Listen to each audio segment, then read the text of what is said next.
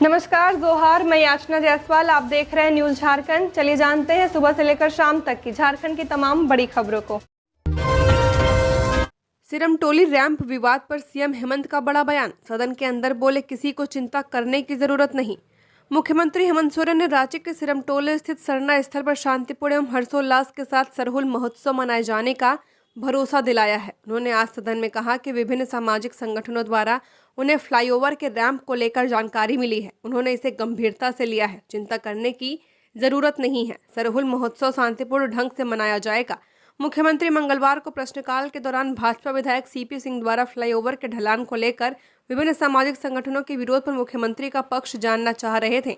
मालूम हो कि सरना स्थल के पास फ्लाईओवर का रैंप बनाए जाने से कई सामाजिक संगठन इसका विरोध कर रहे हैं। 17 मार्च को विभिन्न सामाजिक संगठनों द्वारा विरोध प्रदर्शन भी किया गया था। सिरमटोली सरना स्थल के समक्ष रैंप निर्माण के विरोध में आदिवासी संगठनों ने सोमवार को आदिवासी समुदाय के लोगों ने शव यात्रा निकाली थी। शव यात्रा सिरमटोली सरना स्थल से निकलकर क्लब रोड, सुजाता चौक, मेन रोड होते हुए अल्बर्ट एक्का चौक पहुंची थी, जहां पुतला दहन किया गया था। एक प्रदर्शनकारी ने अपना सिर भी मुंडवाया था, जिसने पुतलों में आग लगाई। साथ ही 22 को रांची बंद का नारा लगाया गया है। विरोध प्रदर्शन की वजह से अल्बर्ट एक्का चौक पर जाम लग गया था। सारंडा जंगल में फिर हुआ आईईडी ब्लास्ट। चपेट में आया एक सीआरपीएफ जवान। एयरलिफ्ट करने की हो रही तैयारी। पश्चिमी सिंहभूम के सारंडा जंगल में नक्सलियों द्वारा बिछाया गया आईईडी ब्लास्ट हो गया है। इस ब्लास्ट में सीआरपीएफ का एक जवान घायल हो गया।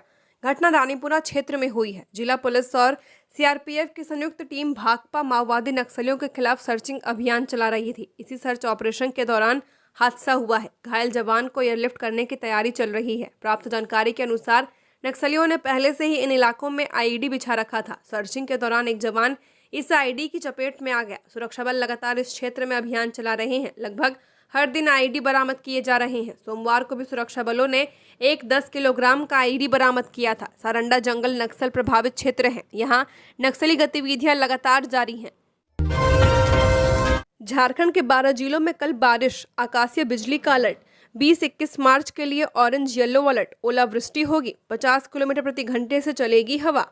झारखंड का मौसम बुधवार से अगले 3 दिन के लिए बदलने वाला है। मौसम के इस बदलाव की वजह बंगाल की खाड़ी से आ रही नमी तथा उत्तर भारत से आ रही हवा है। इन दो वजहों से वेस्टर्न डिस्टर्बेंस की स्थिति बनी है, जिससे मौसम में फिर बड़ा बदलाव होने के संकेत मिले हैं। मौसम विभाग की ओर से जारी रिपोर्ट के अनुसार 19 मार्च को राज्य के उत्तर पश्चिमी, दक्षिणी तथा निकटवर्ती मध्य भागों में कहीं कहीं मेघ गर्जन के साथ वज्रपात की संभावना है। कल से मौसम में शुरू होने वाला बदलाव 21 मार्च तक जारी रहेगा। मौसम विभाग की रिपोर्ट के अनुसार 19 मार्च को पलामू, गढ़वा, चतरा, कोडरमा, लातेहार, लोहरदगा, पूर्वी सिंहभूम, पश्चिमी सिंहभूम, सिमडेगा तथा सरायकेला खरसावां के साथ साथ रांची, बोकारो, गुमला, हजारीबाग, खूंटी तथा रामगढ़ में मेघ गर्जन और वज्रपात की संभावना जताई गई है। इन जिलों के लिए येलो अलर्ट जारी किया गया है।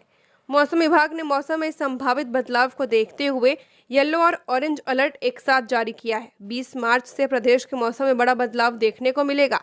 इस दौरान राज्य के दक्षिणी और निकटवर्ती मध्य भागों में कहीं कहीं ओलावृष्टि, मेघ गर्जन और हवा की रफ्तार तेज रहने वाली है। मौसम विभाग ने बताया कि इस दौरान राज्य के इन हिस्सों में 30 से 40 किलोमीटर प्रति घंटे की रफ्तार से हवा चलेंगी। एसीबी ने तमाड़ प्रखंड आपूर्ति पदाधिकारी को 10,000 घूस लेते किया गिरफ्तार। तमाड़ में एसीबी ने बड़ी कार्रवाई करते हुए तमाड़ प्रखंड आपूर्ति पदाधिकारी अभिजीत चेल को 10,000 रुपए घूस लेते गिरफ्तार कर लिया है। पीडीएस दुकानदारों से कमीशन की मांग कर रहे थे। इसी दौरान एसीबी ने उन्हें रंगे हाथों पकड़ लिया और गिरफ्तार कर लिया है। फिलहाल मामले की जांच की जा रही है। कोयला कारोबारी पर गोलीबारी मामला, शूटर सहित 4 गिरफ्तार, कई हथियार बरामद।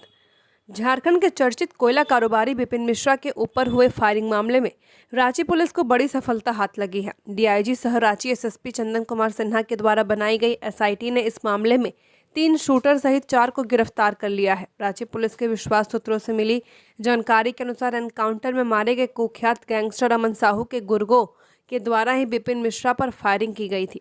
फायरिंग करने का आदेश भी अमन साहू के द्वारा दिया गया था। जानकारी के अनुसार इस पूरे वारदात को प्रेम पांडे के द्वारा अंजाम दिलवाया गया था। प्रेम पांडे को रांची पुलिस ने राज्य के बाहर से गिरफ्तार किया है। वहीं फायरिंग करने वाले 3 अपराधियों को अलग अलग जगहों से गिरफ्तार किया गया है। विपिन मिश्रा पर फायरिंग करने के लिए अपराधियों ने अत्याधुनिक पिस्टल का प्रयोग किया था। अपराधियों को गिरफ्तार करने के बाद अब तक कुल 4 उम्दा किस्म के हथियार पुलिस ने बरामद कर लिया है। बरामद हथियार के द्वारा ही विपिन मिश्रा पर फायरिंग की गई थी। सदन में गूंजा गिरिडीह में होली के दिन उपद्रव का मामला, नेता प्रतिपक्ष ने की चर्चा की मांग। होली की छुट्टी के बाद शुरू हुई बजट सत्र के प्रश्नकाल की कार्यवाही गिरिडीह हिंसा की भेंट चढ़ गई। सूचना के तहत नेता प्रतिपक्ष बाबूलाल मरांडी ने आसन का ध्यान आकृष्ट कराते हुए पूरे मामले से सदन को अवगत कराया।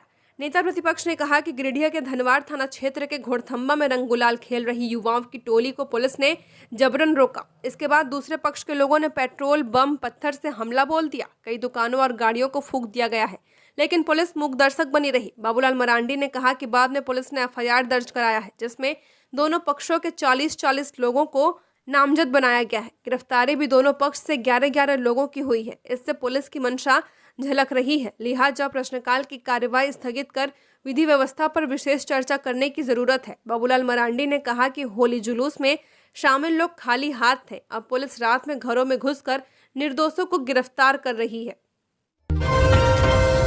न तो प्रश्न पत्र मिला और न ही उत्तर पुस्तिका। ब्लैक बोर्ड से प्रश्न देख परीक्षा दे रहे सरकारी स्कूलों के बच्चे।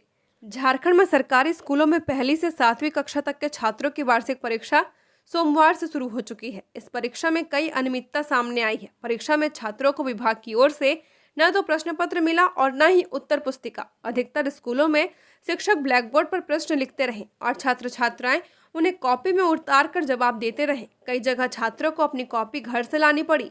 वहीं जहां से 2-3 शिक्षक और 5 से ज्यादा कक्षाएं थी, वहां शिक्षकों को बार बार ब्लैक बोर्ड पर प्रश्न लिखने के लिए इधर उधर भागना पड़ा। इससे छात्रों का काफी समय ब्लैक बोर्ड से प्रश्न उतारने में ही चला गया। कुछ स्कूलों में एक ही बेंच पर 4-5 बच्चों ने बैठकर परीक्षा दी, जबकि कई स्कूलों में बच्चे जमीन पर बैठकर परीक्षा देने को मजबूर रहे। अखिल झारखंड प्राथमिक शिक्षक संघ के मुख्य प्रवक्ता नसीम अहमद ने कहा कि यह वार्षिक परीक्षा सिर्फ औपचारिकता बनकर रह गई है।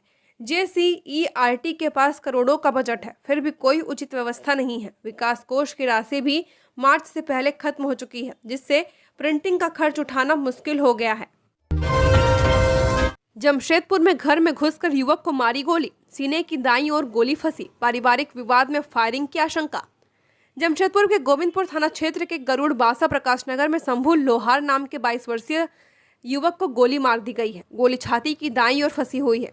घटना के बाद आनन फानन में परिजनों ने उसको इलाज के लिए टाटा मोटर्स अस्पताल में दाखिल कराया है, जहां उसका इलाज चल रहा है। यह घटना देर रात की है। जानकारी के मुताबिक युवक की हालत नाजुक बताई जा रही है। मिली जानकारी के अनुसार शंभू लोहार अपनी फुआ के यहाँ रहकर पेंटर का काम करता था। घटना के संबंध में फुआ भारती देवी ने बताया कि शंभू सोमवार को काम से लौटने के बाद खाना खाकर ऊपरी तल्ले पर सोने चला गया था। अचानक रात में पटाखा फूटने की आवाज़ आई। इसके बाद मैं और फूफा समेत परिवार के अन्य लोग ऊपरी तल्ले पर गए तो शंभू खून से लथपथ पड़ा हुआ था। वहां अन्य कोई भी नहीं था। परिजनों के मुताबिक ऊपरी तल्ले की खिड़की में ग्रिल या दरवाजा नहीं लगा हुआ था। घटना को अंजाम देने वाले ने खिड़की के रास्ते से ही घर में प्रवेश कर गोली मारी है।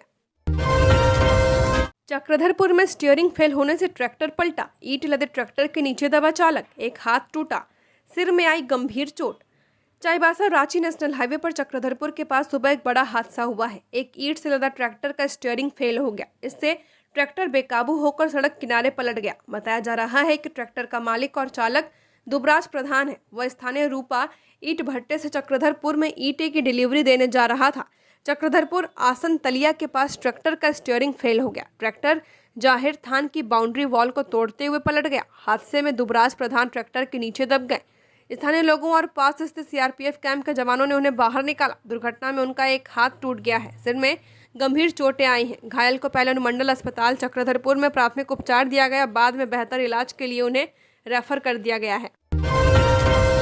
तेलंगाना टनल हादसा, परिजनों ने छोड़ी वापसी की आस। बच्चे पूछ रहे पापा वापस आएंगे ना। परिजन बोले शव भी मिले तो अंतिम संस्कार करूं। तेलंगाना के नागर कुर्नूल में 22 फरवरी को Srisailam left bank canal tunnel की छत गिर गई थी। हादसे में 8 मजदूर फंस गए। इन 8 मजदूरों में 4 झारखंड के रहने वाले हैं। सभी गुमला जिले के रहने वाले हैं। अब इन मजदूरों के परिजनों ने भी उम्मीद लगभग खो दी है। गुमला जिला प्रशासन की ओर से ले जाए गए इन मजदूरों के परिजन लगभग 25 दिनों से घटना स्थल के पास ही हैं। अपने लोगों को जिंदा देखने और साथ लेकर आने की उम्मीद में गए परिजन के आंसू भी सूख चुके हैं। अब तो वह भी कहने लगे हैं कि अब शव भी मिल जाए तो अंतिम संस्कार कर सकूं। जिला प्रशासन के साथ गए तिर्रा गांव के मजदूर संतोष साहू के भाई श्रवण कुमार साहू फोन पर बातचीत करते हुए फफक पड़ते हैं। उन्होंने बताया कि अब उम्मीद ही खो चुके हैं। घर बात होती है तो बच्चे पूछते हैं पापा आएंगे ना, तब समझ नहीं पाता कि उनसे क्या कहूँ। कुछ ऐसा ही कहना है बाकी मजदूरों के परिजनों का। इधर टनल में फंसे मजदूर संतोष साहू घाघरा थाना क्षेत्र के खंबिया कुंबा टोली के अनुज साहू, रायडीह थाना क्षेत्र के कोबीटोली गांव के जगता खेस और पालकोट थाना क्षेत्र के उमदा नकटी गांव के संदीप साहू के घरों में सन्नाटा छाया हुआ रहता है। परिजन कहते हैं अब तो जिंदा वापस आने की उम्मीद नहीं के बराबर है। जो 4 मजदूर टनल में फंसे उसमें से 3 मजदूर अनुज साहू, जगता खेस और संदीप साहू अविवाहित हैं। 22 मार्च को खत्म हो रहा निर्वाचन आयुक्त का कार्यकाल, निकाय चुनाव में और हो सकता है विलंब। झारखंड निर्वाचन आयुक्त डॉक्टर डी.के. तिवारी का कार्यकाल 22 मार्च को खत्म हो रहा है। राज्य निर्वाचन आयुक्त का पद रिक्त होने पर 48 स्थानीय शहरी निकायों में चुनाव कराने की प्रक्रिया प्रभावित हो जाएगी। इससे राज्य में लगातार टल रहे नगर निकाय चुनाव में और विलंब हो सकता है। गौरतलब है कि झारखंड में राज्य निर्वाचन आयुक्त का कार्यकाल 4 वर्ष का है, जबकि बाकी राज्यों में निर्वाचन आयुक्तों का कार्यकाल 5 साल का होता है। झारखंड में राज्य निर्वाचन आयुक्त के कार्यकाल की अवधि कम होने का असर शहरी निकाय व पंचायत चुनाव की तैयारियों पर पड़ता है। राज्य निर्वाचन आयुक्त का पद रिक्त होने या नए व्यक्ति को पदस्थापित किए जाने से अनावश्यक से ज्यादा समय लगता है, जिससे चुनाव में विलंब होता है। नीट पीजी 15 जून को 2 शिफ्ट में national board of examination in medical sciences ने नीट पीजी 2025 की तिथि जारी कर दी है। नीट पीजी 15 जून को 2 शिफ्टों में कंप्यूटर आधारित टेस्ट मोड में आयोजित की जाएगी।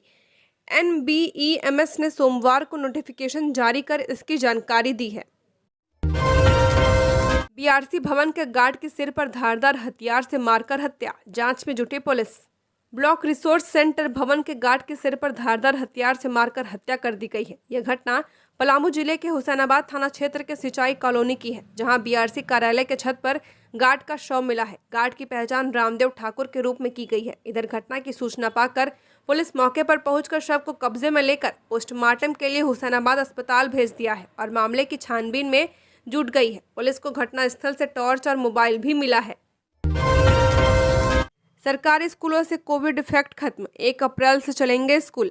सरकारी स्कूलों का शैक्षणिक सत्र 2025-26 अप्रैल से शुरू होगा। ऐसा 4 साल बाद होगा। इसके पहले के 3 सत्र 1 जुलाई, 1 जून और 1 मई से शुरू किए गए थे। अब 1 अप्रैल से नया सत्र शुरू करने की तैयारी विभाग से लेकर स्कूल स्तर तक शुरू कर दी गई है। सत्र 2024-25 की वार्षिक परीक्षा 19 मार्च से लेकर 25 मार्च तक रिजल्ट जारी कर देने के निर्देश दिए गए हैं, ताकि 1 अप्रैल से नए सत्र की पढ़ाई शुरू हो सके। किताबों और स्कूल बैग का टेंडर हो चुका है। झारखंड शिक्षा परियोजना परिषद के state project director Shashi Ranjan ने बताया कि 2025-26 से शैक्षणिक सत्र नियमित हो जाएगा। अप्रैल से छात्रों को सारी सुविधाएं मिलनी शुरू हो जाएंगी। कोरोना के कारण स्कूल लंबे समय तक बंद रहे थे। इससे शैक्षणिक सत्र को 3 वर्षों के लिए बढ़ा दिया गया था। शशि रंजन ने कहा कि कक्षा 1 से लेकर 7 तक की परीक्षाएं शुरू हो चुकी हैं। उत्तर पुस्तिकाओं का मूल्यांकन 20 से 24 मार्च तक होगा। सभी स्कूलों को 25 मार्च तक परिणाम जारी करना होगा, जिसे 29 मार्च तक ई-विद्या वाहिनी पर अपलोड किया जाएगा। निःशुल्क पाठ्य पुस्तकों के लिए छात्र छात्राओं की अनुमानित संख्या मुख्यालय को भेजी गई है। ऐसे में नए सत्र में अप्रैल में नई किताबें मिल जाने की उम्मीद है। इसी तरह school bag, uniform, school kit भी नए सत्र में दी जानी है। हालांकि अब तक इनके वितरण में विभाग की लेट लतीफी ही नजर आती रही है। रघुवर दास पर मंत्री इरफान का हमला, बोले सनातन धर्म का ठेका नहीं ले रखा है आपने। झारखंड में राजनीतिक बयानबाजी तेज हो चुकी है। राज्य के मंत्री इरफान अंसारी ने पूर्व मुख्यमंत्री रघुवर दास पर तीखा हमला बोला है। उन्होंने कहा कि रघुवर दास को यह हक नहीं है कि वे हिंदू धर्म पर ठेका लेने की बात करें। उन्होंने कहा कि हिंदू धर्म सबका है और इसे कोई भी अपने स्वार्थ के लिए इस्तेमाल नहीं कर सकता। मंत्री इरफान ने बाबूलाल मरांडी पर भी निशाना साधते हुए कहा कि उन्हें अपने विधानसभा क्षेत्र को संभालना चाहिए और बाहरी लोगों के हस्तक्षेप को रोकना चाहिए। उन्होंने अधिकारियों को धमकाने और अनावश्यक बयानबाजी करने के लिए भी बाबूलाल मरांडी और रघुवर दास को आड़े हाथों लिया। उन्होंने कहा कि जनता ने रघुवर दास को पहले ही नकार दिया है और अब उन्हें झारखंड का माहौल खराब नहीं करने देना चाहिए। मंत्री इरफान ने आगे कहा कि रमजान के पवित्र महीने में झूठे आरोप लगाने से उन्हें दुख हुआ है। उन्होंने पुलिस पर भी सवाल उठाते हुए कहा कि जो FIR दर्ज की गई है वह भाजपा नेताओं के कहने पर की गई है। उन्होंने मुख्यमंत्री से इस मामले में हस्तक्षेप करने की बात कही और कहा कि 2 धर्मों के बीच झगड़े को नहीं बढ़ने दिया जाएगा। करौ थाना प्रभारी और एक जवान को ग्रामीणों ने बनाया बंधक। साइबर अपराधियों को पकड़ने पहुंची थी पुलिस। देवघर जिले के करौ थाना क्षेत्र के नगादरी गांव में संदिग्ध साइबर अपराधियों को पकड़ने पहुंचे करौ थाना प्रभारी और एक जवान को ग्रामीणों ने बंधक बना लिया। करीब 4 घंटे तक थाना प्रभारी विपिन कुमार और जवान को ग्रामीणों ने अपने कब्जे में रखा। सीनियर पुलिस पदाधिकारियों को जब इसकी सूचना हुई तो बड़ी संख्या में पुलिस गांव पहुंची। पहले दोनों संदिग्ध को छोड़ा गया, इसके बाद ग्रामीणों ने उन्हें मुक्त किया। बताया जा रहा है कि देवघर के साइबर थाना की पुलिस टीम करौ पुलिस के सहयोग से नगादरी में छापेमारी कर रही थी। सादे लिबास में पहुंची पुलिस ने हाफिज अंसारी और उसके भाई को हिरासत में लेकर कुछ दूर खड़े पुलिस वाहन में बैठा दिया था। दोनों युवकों को पकड़ने के बाद तीसरे युवक को पकड़ने के दौरान ग्रामीणों और महिलाओं से कुछ विवाद हो गया। दोनों ओर से धक्का मुक्की होने लगी। इसी क्रम में इदरीस मौलाना की बीमार पत्नी को किसी से धक्का लग गया और वह गिरकर बेहोश हो गई। इसके बाद दर्जनों ग्रामीण आक्रोशित हो गए और पुलिस से उलझ पड़े। करौ थाना प्रभारी विपिन कुमार और एक जवान को पकड़कर ग्रामीणों ने एक डीलर के घर में बंद कर दिया था, जबकि साइबर थाना की पुलिस समेत अन्य अधिकारी और जवान वहां से बचकर निकल गए। राजधानी के ब्लड बैंकों में खून की कमी। रिम्स में 110 और सदर अस्पताल में मात्र 30 यूनिट उपलब्ध। निगेटिव ग्रुप की किल्लत। राजधानी के ब्लड बैंकों में एक बार फिर खून का स्टॉक कम हो रहा है। राज्य के सबसे बड़े पेशेंट लोड वाले अस्पताल रिम्स के ब्लड बैंक में 110 यूनिट के करीब खून बचा हुआ है। वहीं सदर अस्पताल के ब्लड बैंक में 30 यूनिट खून उपलब्ध है, जबकि राजधानी के आधे से ज्यादा पेशेंट्स का भार इन्हीं दोनों ब्लड बैंकों के ऊपर है। दोनों ब्लड बैंकों में प्रतिदिन करीब 150 यूनिट ब्लड की खपत है। कई बार इन दोनों ब्लड बैंकों से जरूरतमंदों को समय पर खून मिलने में परेशानी होती है। जिले में सरकारी व गैर सरकारी मिलाकर कुल 21 ब्लड बैंक हैं। इनमें से 15 से ज्यादा ब्लड बैंक में 100 यूनिट से कम खून उपलब्ध है। ऐसे में ब्लड बैंक अब सामाजिक संगठनों द्वारा लगाए जाने वाले शिविर पर आश्रित है। कैंप में रक्तदाताओं की संख्या बढ़े तो दूर होगी खून की कमी। अधिकतर रक्तदान शिविरों से 20 से 25 यूनिट ही ब्लड कलेक्शन होता है। लोग स्वैच्छिक रक्तदान में रुचि नहीं दिखाते। अगर रक्तदाता की संख्या बढ़े तो खून की कमी दूर होगी। ब्लड बैंकों ने सामाजिक संस्थाओं से रक्तदान शिविर लगाने की अपील की है।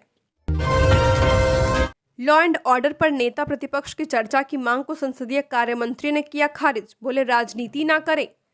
गिरिडीह के गोड़थम्बा की घटना को लेकर आज सदन के अंदर हंगामा हुआ। नेता प्रतिपक्ष बाबूलाल मरांडी ने लॉ एंड ऑर्डर के मुद्दे पर सदन के अंदर चर्चा की मांग की।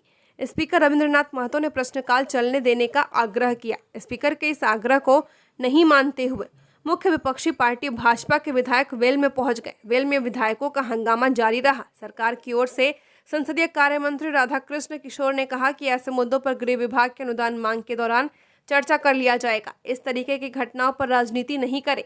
प्रदीप यादव ने कहा कि एकरा मस्जिद को मुसलमानों और महावीर मंडल के हिंदुओं की तारीफ होनी चाहिए।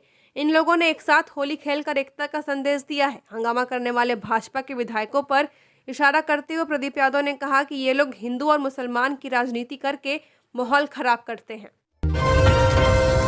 रांची विधानसभा इलाके में रेलवे ट्रैक पर महिला का शव बरामद।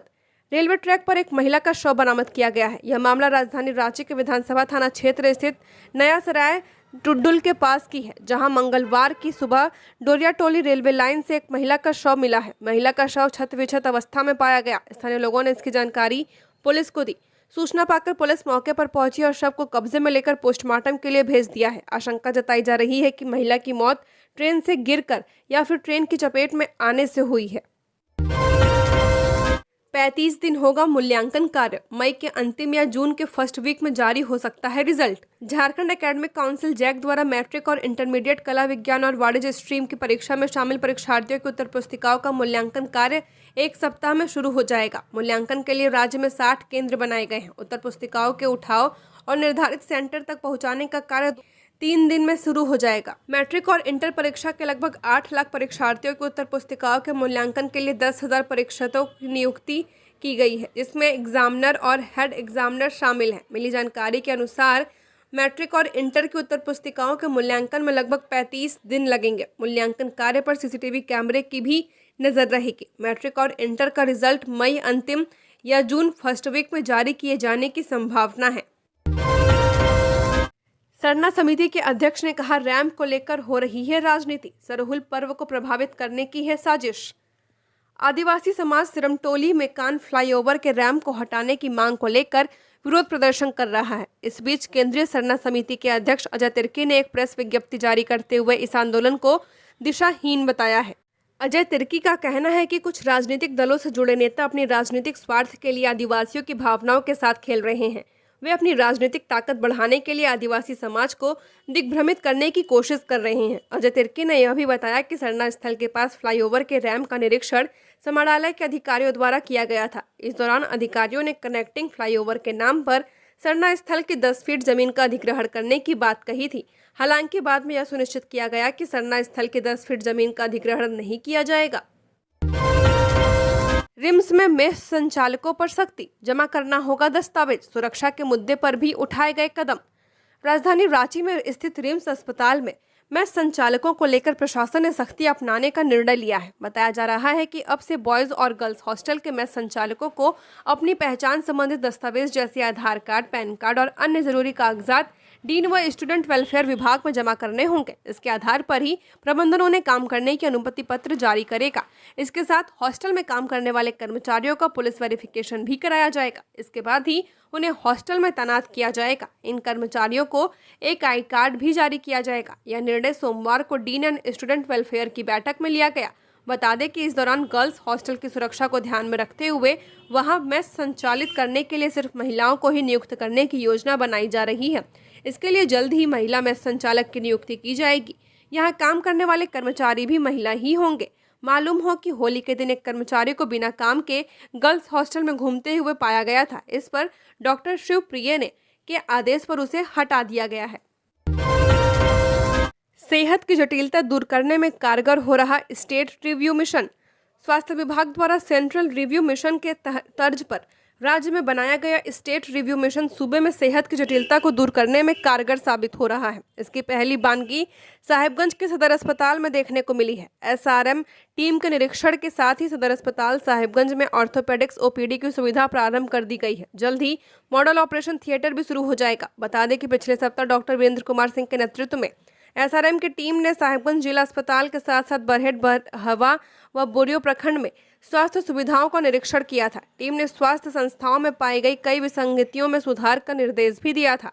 जिला अस्पताल के निरीक्षण में टीम ने पाया कि वहां के ऑर्थोपेडिक स्पेशलिस्ट को प्रखंड में पदस्थापित किया गया है, जिसके कारण जिला अस्पताल में हड्डी रोग का उपचार बंद है। टीम ने डीसी की उपस्थिति में सिविल सर्जन के साथ बैठक की। बैठक के दौरान डीसी ने सिविल सर्जन को निर्देश दिया कि वह उसी समय हड्डी रोग विशेषज्ञ को सदर अस्पताल पदस्थापित करे।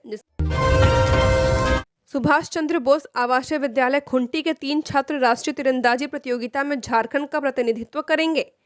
नेताजी सुभाष चंद्र बोस आवासीय विद्यालय खुंटी के 3 छात्रों सत्यम महतो, रौनक राज और सुधीर सांगा 21 से 29 मार्च तक आंध्र प्रदेश के गुंटूर में आयोजित मिनी ओपन नेशनल आर्चरी प्रतियोगिता में झारखंड का प्रतिनिधित्व करेंगे।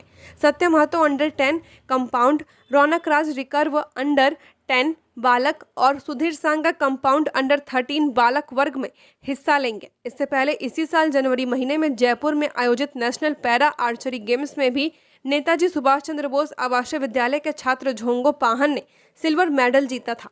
मिनी ओपन नेशनल आर्चरी प्रतियोगिता में भाग लेने के लिए इन छात्रों ने कड़ी मेहनत की है। इनकी मेहनत और स्कूल का सहयोग अब उन्हें राष्ट्रीय स्तर पर अपने हुनर को साबित करने का मौका दे रहा है। विद्यालय के स्थानीय व्यवसायी हुटूबदाग निवासी राहुल कुमार राम के पुत्र अद्विक कुमार भी कंपाउंड अंडर 10 बालक वर्ग में भाग लेगा। अद्विक कुमार ने भी आर्चरी में अपनी क्षमता दिखाई है और वह इस प्रतियोगिता में अच्छा प्रदर्शन करने के लिए तैयार हैं। अमन साहू गैंग की विदेश में बैठे अपराधी कर रहे मदद, जांच में हुआ खुलासा। झारखंड का कुख्यात गैंगस्टर अमन साहू भले ही पुलिस मुठभेड़ में मारा गया हो, लेकिन कनाडा और अमेरिका में बैठे बड़े अपराधी उसके गिरोह की लगातार मदद कर रहे हैं। इस बात का खुलासा पुलिस और सुरक्षा एजेंसियों की जांच में सामने आया है। इससे अब इस गिरोह के अंतर्राष्ट्रीय नेटवर्क का खुलासा हो रहा है। ऐसे में अमन के एनकाउंटर के बाद पुलिस ने इस मामले की गहरी छानबीन तेज कर दी है। बता दें कि अब तक जांच में यह सामने आया है कि अमन साहू ने गैंगस्टर लॉरेंस बिश्नोई के गिरोह के साथ मिलकर अपने गिरोह का विस्तार किया था। अमन के मारे जाने के बाद लॉरेंस के भाई अनमोल बिश्नोई ने हिसाब लेने की धमकी दी है, जबकि अनमोल अभी अमेरिका में हिरासत में है, लेकिन वह अमन साहू में से जुड़े हर पोस्ट में लॉरेंस, गोल्डी बरार, रोहित गोदारा, जितेंद्र मान, गोगी और काला राणा को टैग करता है। इसके साथ ही अमन साहू के गिरोह के एक सदस्य मयंक सिंह ने भी जब कोई घोषणा की तो उसने भी इन बड़े अपराधियों को अपने पोस्ट में टैग कर जानकारी दी। वहीं पुलिस और सुरक्षा एजेंसियां अब इस पूरे अंतर्राष्ट्रीय अपराध नेटवर्क की जांच कर रही है ताकि इन अपराधियों के खिलाफ सख्त कार्रवाई की जा सके। 29 साल से लंबित बकाया राशि की वसूली के लिए सिविल जज ने दिया ये आदेश। 29 साल से लंबित बकाया 1,62,00,000 रुपए की वसूली के मामले में सोमवार को सिविल जज DN शुक्ला की अदालत ने कार्रवाई करते हुए डोरंडा स्थित पेयजल व स्वच्छता विभाग के क्षेत्रीय मुख्य अभियंता कार्यालय को सील करने का आदेश दिया है। इस आदेश के बाद नाजिर जिशान इकबाल और उनकी टीम के सदस्य सत्यदेव व धर्मेंद्र सिंह दोपहर में डोरंडा स्थित कार्यालय पहुंचे और सभी कर्मियों को बाहर निकालकर कार्यालय को सील कर दिया गया। यह मामला हीनो स्थित सिंह इलेक्ट्रिकल कंपनी की ओर से दर्ज कराया गया था, जिसने कंस्ट्रक्शन कंपनी को विभाग द्वारा 13 जनवरी को भुगतान न किए जाने के बाद न्यायालय में याचिका दायर की थी। अदालत ने कंपनी के पक्ष में 51 लाख रुपए का भुगतान ब्याज सहित करने का निर्देश दिया था। इसके साथ ही अदालत ने विभाग की चल अचल संपत्ति जब्त करने का आदेश भी जारी किया था। इस आदेश के तहत डोरंडा स्थित पेयजल व स्वच्छता विभाग के कार्यालय की संपत्ति जब्त कर ली गई थी। झारखंड की और खबरों के लिए बने रहिए हमारे साथ। हमारे चैनल न्यूज़ झारखंड पर चैनल को सब्सक्राइब करें, साथ बेल आइकन को प्रेस करें। नमस्कार।